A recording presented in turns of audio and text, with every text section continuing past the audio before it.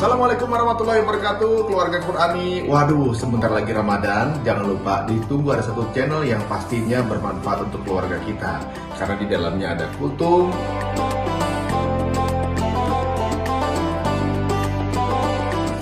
ada tadarus tadabbur perjus semalam,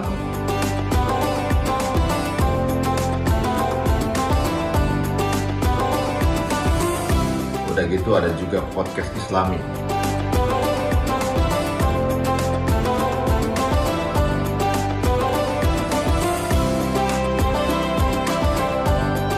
Ini miliknya guru kita Ustaz Fahmi Salim, tentunya di UFS Official Channel di YouTube-nya. Makanya nontonnya sekeluarga supaya bisa masuk surganya juga sekeluarga. Assalamualaikum warahmatullahi wabarakatuh.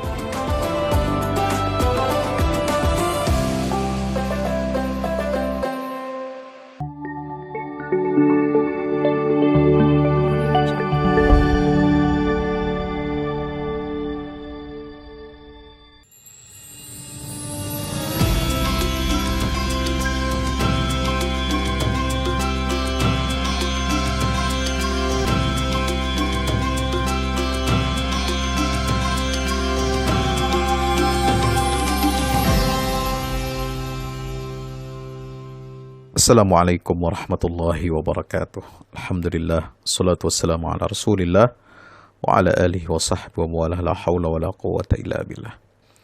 Sahabat tafsir Quran dirahmati Allah Ta'ala. Takdir adalah ketetapan Allah bagi semua ciptaannya di alam semesta. Terbitnya matahari dari arah timur, lalu terbenam di arah barat juga merupakan takdir yang Allah tentukan sejak awal penciptaan alam ini. Begitu juga dengan ciptaannya yang bernama manusia, semua yang dihadapi dan dilaluinya sejatinya adalah takdir yang telah Allah tuliskan di Lauhil Mahfuz. Takdir yang dihadapi manusia juga memiliki banyak dinamika di dalamnya. Di dunia modern ini, manusia seperti menghadapkan takdir Allah dengan ilmu yang semakin berkembang. Karena hal inilah secara jelas dan nyata masyarakat modern ingin mengadu antara takdir Allah dengan ilmu manusia. Perbandingan tersebut berdasarkan ilmu yang tidak dipandu oleh wahyu, ilmu yang sekuler, ilmu yang mengandalkan kemampuan atas diri sendiri tanpa melibatkan eksistensi Allah. Ilmu-ilmu tersebut adalah ilmu yang hampa saat dihadapkan dengan persoalan-persoalan yang bersifat irasional, sehingga akhirnya hanya menemui jalan buntu. Jika ilmu manusia tersebut diletakkan di atas wahyu Allah, dia akan merasa gagal dalam memahami fenomena yang Allah berikan kepada manusia, atau gagal memahami takdir yang disiapkan untuknya. Kemudian manusia akan memilih jalan di luar batas-batas yang telah Allah berikan. Misalnya, memilih untuk mengakhiri hidupnya dengan tragis hanya karena persoalan atau takdir yang tidak sesuai dengan harapannya. Mengapa banyak manusia modern yang hebat, tokoh-tokoh di dunia yang secara popularitas keduniaan, ilmu, harta, kekayaan, pengaruh politik yang sudah terpenuhi, tetapi akhirnya memilih untuk mengakhiri hidupnya dengan cara yang tragis? Berapa banyak artis dan tokoh-tokoh hebat yang mengakhiri hidupnya dengan bunuh diri? Ada Marilyn Monroe, ada Michael Jackson, Robin Williams, dan lain-lain. Ya, hal ini terjadi karena ilmu mereka tidak dibimbing dengan wahyu untuk menghadapi realitas yang pahit, sehingga mereka merasa tidak punya pegangan dalam menghadapi situasi sulit. Akhirnya, mereka jerumuskan diri ke dalam pilihan yang berada di luar kendalinya. Sahabat tafsir yang dirahmati Allah, kebutaan akan hal tersebut dikarenakan Tuhan dalam struktur pemahaman masyarakat sekuler ditempatkan dalam subsistem, bukan menjadi suprasistem. Agama menjadi subsistem sosial. Artinya agama hanya dijadikan sebagai alat untuk bersosialisasi dalam kehidupan masyarakat. Padahal seharusnya agama itu menjadi dasar dan landasan dalam kehidupan bermasyarakat. Persoalan di atas telah Allah bahas di dalam surah Al-Kahfi. Allah menegur manusia melalui perwujudan dialog antara Nabi Khidir dengan Nabi Musa alaihissalam. Ada hal yang menarik dari seorang Khidir. Di kalangan ulama tidak ada kesepakatan bahwa apakah ia merupakan sosok yang nyata atau tidak nyata. Penulis atau saya sendiri tidak menyatakan bahwa sosok Nabi Khidir itu adalah fiktif. Keberadaan beliau itu adalah fakta, tetapi tidak dipersonifikasikan ke dalam sosok bentuk tokoh seperti halnya Nabi Adam, Nabi Musa, Nabi Isa, Nabi Ibrahim, Zakaria, dan lain sebagainya. Bahkan Nabi Muhammad SAW, Nabi-Nabi yang 25 yang disebutkan dalam Al-Quran itu kisahnya jelas. Ada latar belakang keluarganya, kelahirannya, kemudian dakwahnya, perjuangannya itu jelas diungkapkan dalam Al-Quran. Tapi Nabi Khidir hanya sekali disebutkan dalam Al-Quran. Maka itu tidak keliru atau tidak salah kalau ada sebagian ulama yang mengatakan bahwasanya Khidir ini bukan hanya sosoknya yang perlu untuk kita mendapatkan pelajaran, tetapi juga itu adalah merupakan simbolisasi atau katakanlah tokoh simbolik yang mencerminkan atau merefleksikan takdir Allah Subhanahu wa taala. Sahabat As-Suran dirahmati Allah. Karena tidak ada kata sepakat tentang waktu dan tempat kelahiran, bahkan kematian Nabi Khidir ini, maka tidak ada sama sekali keterangan tersebut di dalam kitab-kitab tafsir. Karenanya ada beberapa pendapat yang mengatakan bahwa sosok Khidir ini adalah bentuk dari personifikasi takdir. Jadi, takdir yang Allah wujudkan dalam bentuk seorang tokoh. Di dalam sastra kita bisa menyampaikan hikmah melalui kisah visualisasi binatang, misalnya dengan burung hudhud atau semut Nabi Sulaiman. Hal itu untuk apa? Mempermudah manusia dalam memahaminya. Nah, sahabat As-Suran dirahmati Allah, percakapan antara Nabi Musa dengan Khidir bisa kita pahami dalam bentuk visualisasi dialog antara ilmu dengan takdir. Meskipun dialog antara keduanya itu memang betul-betul faktual. Sama-sama manusianya, tetapi yang ingin kami sampaikan di sini adalah mari kita tidak hanya berhenti pada pemaknaan zahir dialog antara dua orang tokoh, tetapi itu juga adalah secara batiniah, secara intuitif.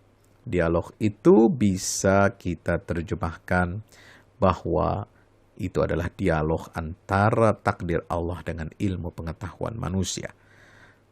Wallahu a'lam bishawab. Maka digambarkan bahwasanya Nabi Musa itu adalah seorang yang paling alim, paling berilmu.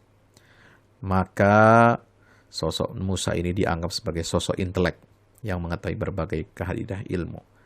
Maka itu Allah menguji Nabi Musa alaihissalam dengan kehadiran sosok Khidir, yang bisa diartikan itu sosok beliau ini adalah perwujudan dari takdir Allah. Sahabat tafsiran dirahmati Allah Subhanahu wa taala. Kalau kita memposisikan Nabi Musa sebagai sosok yang berilmu atau sosok ilmu itu sendiri, maka Khidir adalah penggambaran dari sosok takdir. Dialog antara ilmu dengan takdir inilah yang terjadi antara Musa dengan Khidir. Kita tidak melihat seseorang yang berbicara, karena di dalam Al-Quran banyak hal-hal yang sebenarnya itu dibuat samar. Artinya tidak ditentukan personifikasinya. Mari kita lihat. Mulai dari surat Al-Kahfi ayat 65 sampai 66. Hatta idza laqiya ghulaman, mereka bertemu dengan seorang hamba, abdan min ibadina, atainahu rahmatan min indina wa 'allamnahu min ladunna ilma. Lalu mereka berdua bertemu dengan seorang hamba di antara hamba-hamba kami yang telah kami berikan rahmat kepadanya, yang kami telah ajarkan ilmu kepadanya dari sisi kami. Lalu Musa berkata kepadanya, hal attabi'uka ala an tu'allimani mimma 'ullimta rusyda. bolehkah aku mengikuti engkau agar kamu mengajarkan kepadaku ilmu yang benar yang telah diajarkan kepadamu untuk menjadi petunjuk? Maka dialog itu diawali dengan apa? Kriteria. Ya, kriteria kalau ingin belajar, ingin berdialog, kita harus memenuhi syarat. Apa syarat yang dikemukakan oleh Khidir? Yaitu bersabar. Mengapa dalam dialog antara ilmu dengan takdir yang menjadi penengah adalah kesabaran? Karena jika seseorang ingin memiliki ilmu, maka harus sistematis. Dan jika kita hendak memahami ilmu tanpa diiringi dengan rasa sabar, maka akibatnya bisa salah kaprah. Khidir menjawab, Qala innaka lan tastati'a ma'iya sabra, ayat 67. Sungguh kamu tidak akan sanggup bersabar bersamaku. Maka ayat itu, ya, di sana kita menemukan satu kata kunci. Jika kita artikan Khidir itu sebagai takdir, maka takdir itu mengatakan bahwa kamu tidak akan bisa bersamaku kalau kamu tidak bersabar. Ya. Fakaifa tasbir ala ma lam tuhit bihi khubra? Bagaimana kamu dapat bersabar atas sesuatu sedangkan kamu belum mempunyai pengetahuan yang cukup tentang hal itu? Ayat 68. Maka di ayat itu dijelaskan bahwa seorang tidak akan sanggup bersabar atas sesuatu yang manusia sendiri tidak memiliki ilmunya, yaitu ilmu tentang takdir, ilmu tentang kekuasaan Allah Subhanahu wa taala. Ya. Maka Nabi Musa berkata, Satajiduni insyaallahu sabiran wala a'si laka amra. Insyaallah, kata Nabi Musa, kamu akan mendapatkan aku sebagai orang yang sabar dan aku tidak akan menentangmu dalam satu urusan pun. Namun sosok ilmu yang diwakili oleh Musa, ya, di situ mengatakan, ya, dia berkomitmen untuk sabar. Maka disinilah pentingnya sabar dalam memahami proses takdir Allah itu. Maka kisah pertama adalah tentang sebuah takdir, yakni Khidir melubangi perahu yang ditumpanginya bersama Musa. Padahal perahu yang mereka tumpangi itu kan digratiskan oleh pemiliknya. Lalu mengapa tiba-tiba Khidir harus melubanginya? Artinya Khidir adalah orang yang tidak pandai berterima kasih. Sudah diberi tumpangan gratis, tetapi kapal tersebut justru dirusaknya. Ketika menaiki perahu, takdir seolah-olah mengatakan bagaimana nanti kalau dalam perjalanan hidup kita Allah berkuasa untuk melubangi atau mencederai perahu kehidupanmu. Artinya tidak mesti perahu kehidupan kita ini selalu berjalan mulus, pasti ada cacatnya. Ada gangguan-gangguan, bisa jadi juga karena adanya pihak yang zalim. Ya, ammas safinatu fakanat limasakina ya'maluna fil bahar. Ini jawabannya. Adapun perahu itu adalah milik orang miskin yang bekerja di laut. Aku bermaksud merusaknya. Fa'aradtu an a'ibaha wa kana wara'ahum malikun ya'khudhu kulla safinatin ghasba. Karena di hadapan mereka ada seorang raja yang merampas setiap perahu. Maka dalam ayat 79 itu dijelaskan ada sesuatu yang tidak bisa kita jangkau tentang rahasia pelubangan perahu tersebut. Ternyata ada seorang raja zalim yang kerjaannya menyita perahu-perahu layak pakai dan bagus, yang melewati setiap jengkal wilayah kekuasaan mereka. Ini merupakan sesuatu yang tidak masuk akal. Kenapa harus melubangi tanpa ada penjelasan atau tanda-tanda? Ini perbuatan yang semena-mena. Jika melubangi kapal itu terjadi setelah melihat ada tanda-tanda penangkapan atau penyintaan kapal, mungkin itu bisa dijelaskan di awal bahwa ada seorang raja yang zalim. Karenanya perlu untuk melubangi kapal agar kapal ini tidak disita. Namun perbuatan itu dilakukan pada saat awal penumpangan tersebut. Ya, artinya apa? Takdir itu bisa menembus waktu.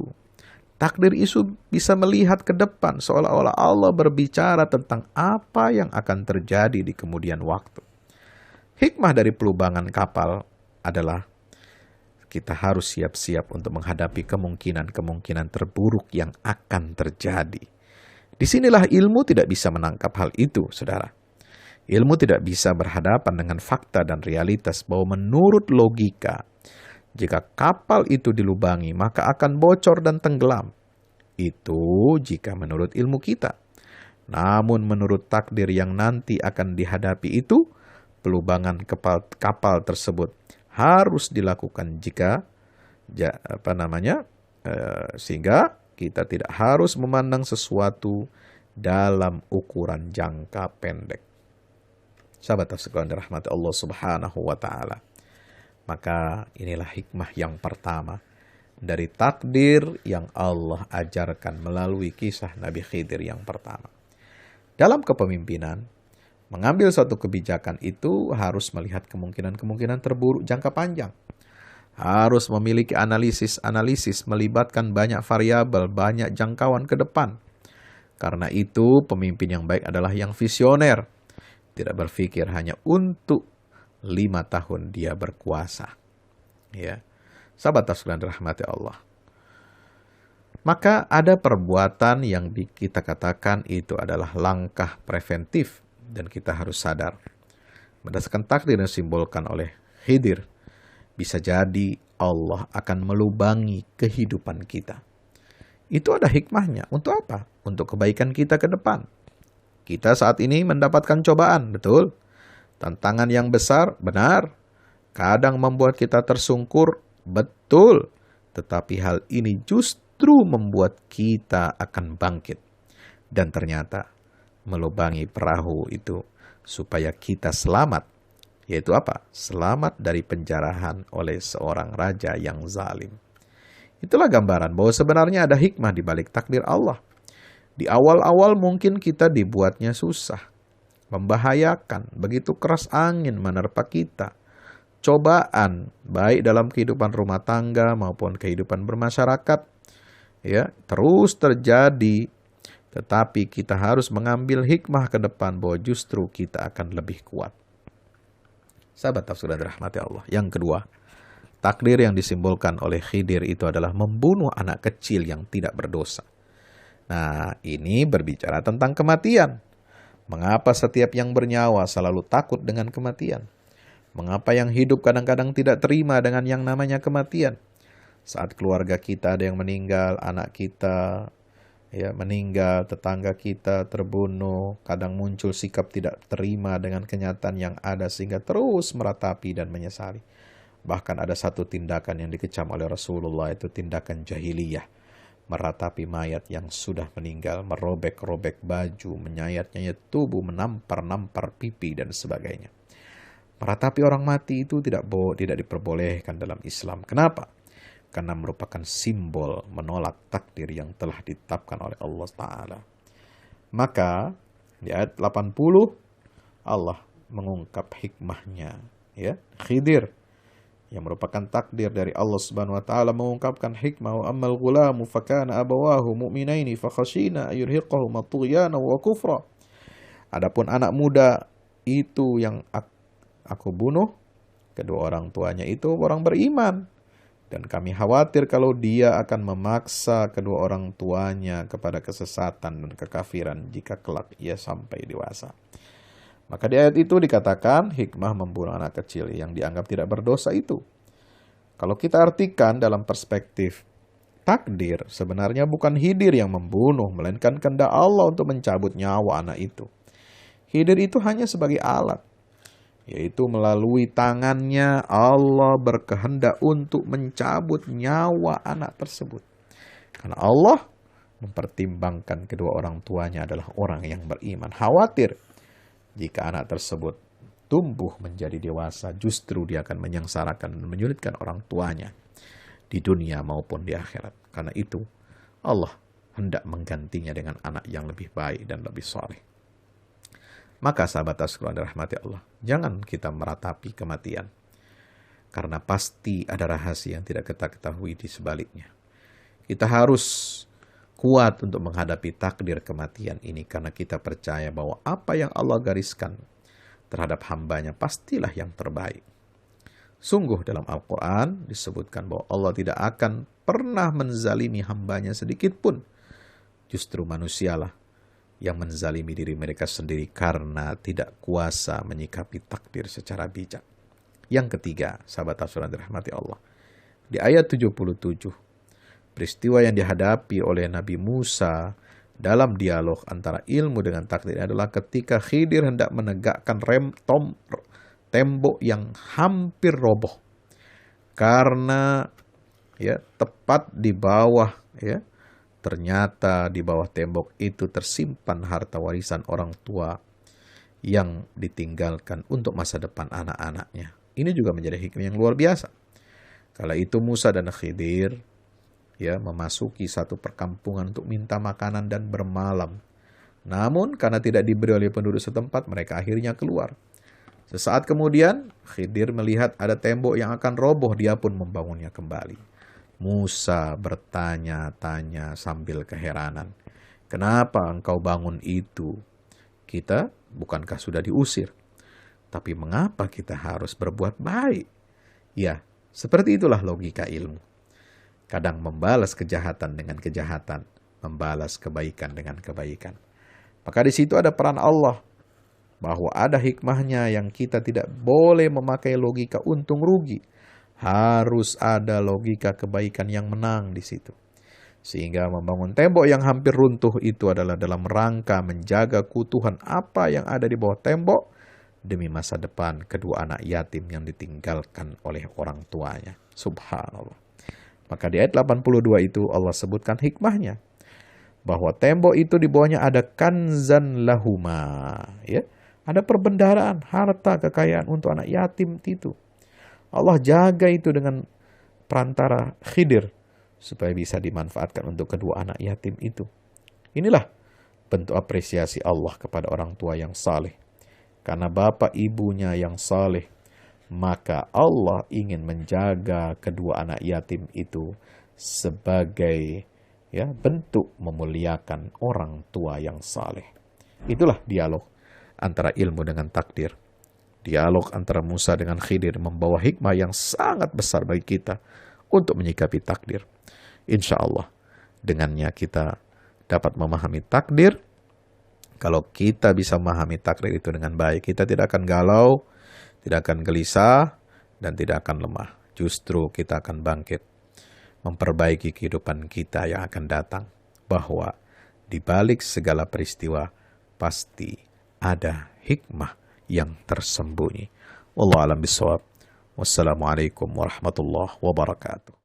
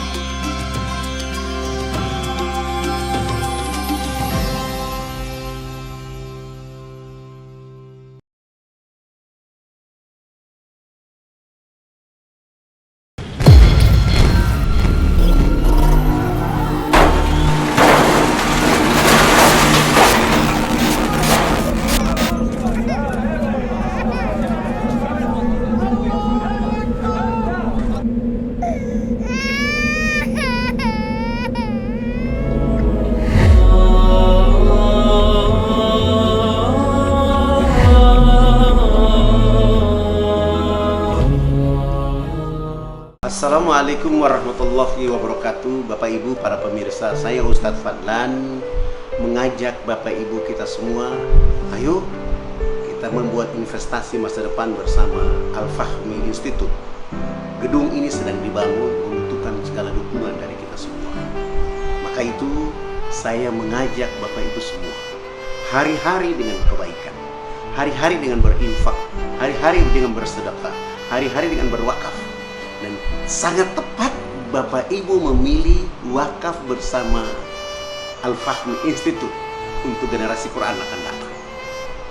Rekeningnya ada di BCA, Muamalat, dan BSN. Ada di bawah sini. Ayo, dengan Al-Fahmi Institute kita mencerdaskan umat dengan Al-Quran untuk Indonesia lebih baik. Wassalamualaikum warahmatullahi wabarakatuh.